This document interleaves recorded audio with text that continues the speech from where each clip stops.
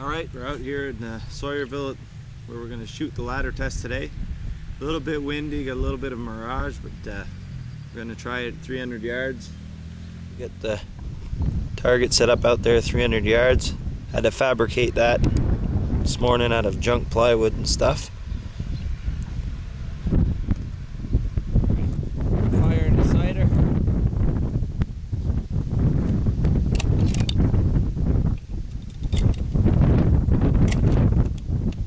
Gonna have to go right down over there to check the chronograph.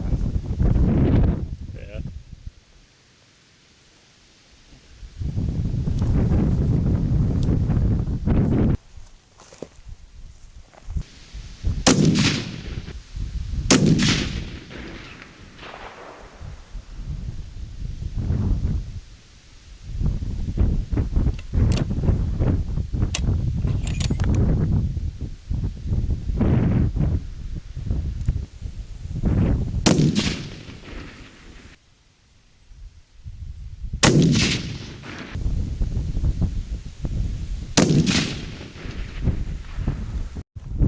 Right, here's the 300-yard ladder test, the first batch.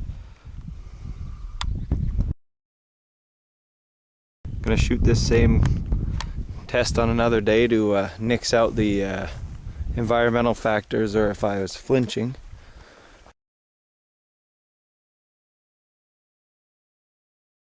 Alright, so I went out and shot the ladder tests.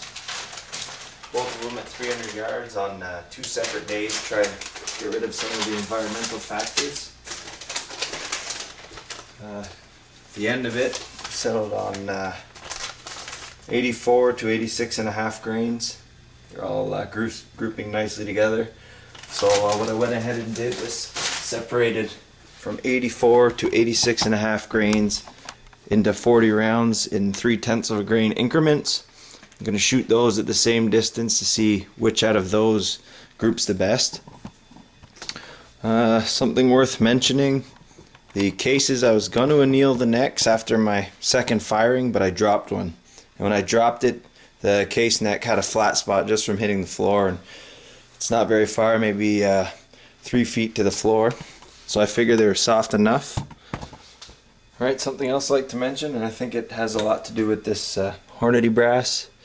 A lot of people are saying the same thing. Awful soft. I had to bump each of my casings back after one firing. We're all doing this. And it didn't seem to matter on the charge weight. Lower charges were doing the same thing. The bolt handle gets stuck right at the top. Anyway, the difference between a casing that does that and one that I bumped to where it just closes nice is only around 1/1000th of an inch there. So, Savage chambers, their gun's pretty tight. I'm using a Forster full-length die for bumping back my shoulders. If anybody wants to know how to do that, just message me there. I can make a video. It's a pretty simple process. And that's about it. We're going to get back out there to 300 yards to test these ones out, and then we'll start playing around with how far we're seating in the bullet. I'd like to mention dry firing for a minute here. When I ordered my reloading stuff, I ordered these precision snap caps. These ones are from Harbor Arms. Got them through Sinclair with my reloading dies, and they're billet aluminum. Ordered a clip full, that way I can practice cycling, staying in the scope, you know.